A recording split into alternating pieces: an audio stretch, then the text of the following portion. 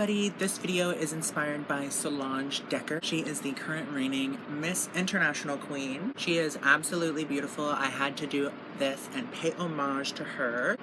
She is a model and a hairstylist as well too. I definitely recommend you guys go follow her on social medias.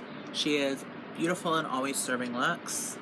I really hope you guys enjoy this video. Solange, if you see this, I just want to send you my love and congratulate you on winning Miss International Queen 2023. Thank you so much for being a trans icon. I hope you guys have a great day. Thank you so much for watching, and don't forget to like, comment, and subscribe. Bye. Okay, so first of all, I am using the L'Oreal Brow Stylist Definer, and I am going to be going into the Louise Base for the eyes. For shadow today, I'll be using the Blood Sugar palette by Jeffree Star Cosmetics and one of the eyeglass powders by Jeffree Star Cosmetics as well. So I will be using, the first color here is Ouch from the Blood Sugar palette, and I'm just using that all over the crease, giving a nice blown out crease, making sure that everything is super blended. And this is just kind of the base layer for the look.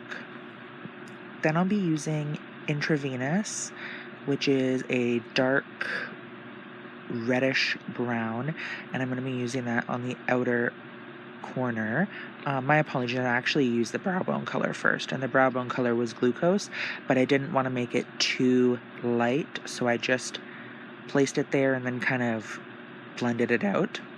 Then I went into Sweetener on the eyelid, and Sweetener is a pinkish gold color.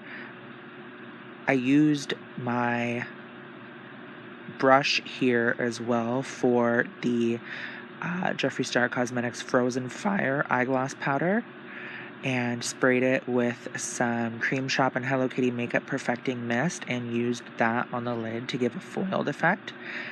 And this is the Intravenous color that I mentioned, and I am placing that along the outer portion of the eye and then just blending that in. We want everything to be in the same kind of tone family. So I was really happy with how this turned out. I thought it looked beautiful. I actually prefer the eyeglass powders with a brush. Normally I prefer to put down a shimmer eyeshadow or foil eyeshadow or anything like that with my finger. But just because of my nails right now, I can't do that. So I just, by circumstance, used a brush, and I significantly liked it a lot more. Then I used the e.l.f. H2O Proof Eyeliner Pen, and I just did a small wing to kind of blend in any of the layers that I'll be applying. Make sure you shake that eyeliner first. Then I applied Benefit Their Real Magnetic Mascara and some false eyelashes. And for under the eyes, I'm just using a Kirkland makeup wipe from Costco to just clean that up. Then I used the Cream Shop and Hello Kitty Makeup Perfecting Mist and dried that with my Hello Kitty fan. And I'm using the Juvia's Place I Am Magic Concealer. I am going to be going ahead and blending that out under my eyes, on my forehead, on my chin. And then I will use a makeup brush to apply my foundation all over my face. It's the L'Oreal True Match Lumi. And then I will go back in with a makeup sponge or beauty blender, whichever you prefer. I'm using a Real Techniques one.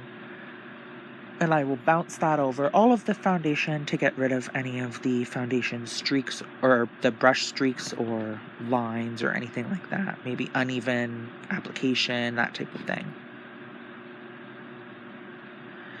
After doing this, I'm going to be going into the Makeup Revolution Ultra Cream Bronzer in the color Light. And I am just going to be applying that along the perimeter of the face, so along the outside of the forehead, the outside of the cheek. Like you'll see, I don't do any significant like start contouring or anything like that. I find that that can look a little harsh, whereas if you do this, you don't have to worry about the harsh problem. Then I'm using the Made by Mitchell A Shy Boy Blursh. I love this color. It's so pretty.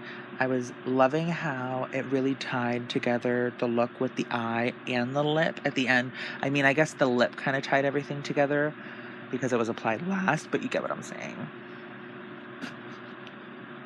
I don't know why I sound like... Do I sound like I'm going to lose my voice? Because I feel like I do. And I don't want to. Anyway, I'm using some MAC Studio Fix powder, the white color under my eyes, and then my regular skin color on the rest of my face. And then I'm using the Makeup Revolution Luxury Baking Powder as a setting powder, which I actually really enjoy as a setting powder. Then I'll brush off any excess, but just dust it off. I don't brush with any force. Then I used the Marc Jacobs Tan-tastic Omega Bronze. And I apply that along the perimeter of the face. Actually, I did my blush first. I used the Sheglam Tangerine Lightweight Matte Blush. And applied that along the cheeks. This would look so pretty with the blush pulled onto the temples. I would love that. And the Colourpop Flexitarian highlighter, the Super Shock Cheek. And then the Danessa Myricks Enlight Halo in Ice. Just a touch of that. And under my eyes, I will be using Ouch. And then once I have that all applied, I'll be using intravenous. For the inner portion of the waterline, I use the Rimmel Nude Scandaleyes Waterproof Kohl Kajal. I don't know if they sell this anymore. This is like really old. So yeah, and then just going back in with a finer pencil and doing intravenous right on the lash line, basically.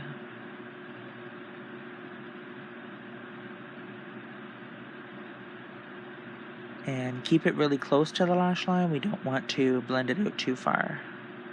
Then for the lips, I'm using the Charlotte Tilbury Pillow Talk lip liner, and I'll be applying that along the perimeter of the lip, but then also fanning it in towards the center. And I will be using for the gloss today, because I'm not doing lipstick, I'm just using gloss. I'm going to apply the Jeffree Star Cosmetics Supreme Gloss in the color Orange County. For hair, I apply this wig here, and I will be curling everything one direction. So usually people will go away from the face all, or towards the face all. I'm doing towards the face on one side, and then away from the face on the other side. I found that this looks the most like a roller set. When I was in hair school, when people did roller sets, they always tuck the ends a specific way. Everyone does it differently, but they always tuck the ends a specific way, so it makes the hair all look like it's going one direction. If you tuck the ends the opposite way, it'll give you the opposite direction for the curl. Anyway, so as you see there, that is all towards the face. And that gives nice volume and makes it look classy, in my opinion. And then the rest is away from the face. And I'm doing a flat wrap wand curl for this.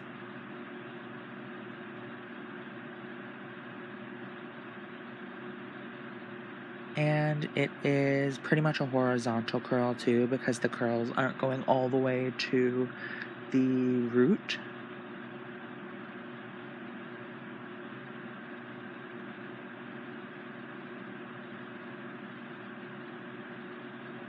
I said pretty much, not fully. But yeah, once you're done that, it will be nice, and it doesn't take long, honestly, because you could take pretty thick sections. If your hair doesn't hold a curl, I don't recommend super thick sections, but if it does, then you're good.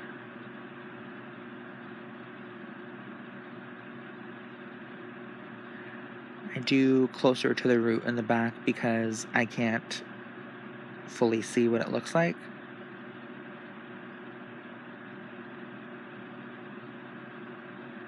That's why it's easier to do wigs on a mannequin head, but for these videos I like to do them as if it was growing out of my head, you know what I mean?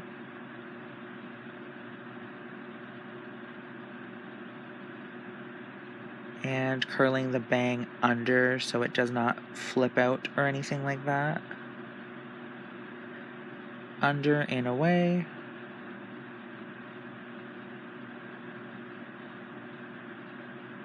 And then when this is done, you just go ahead and you kind of play with it a bit and you're all good. Thank you so much for watching and have a great day. Don't forget to like, comment, and subscribe. Bye.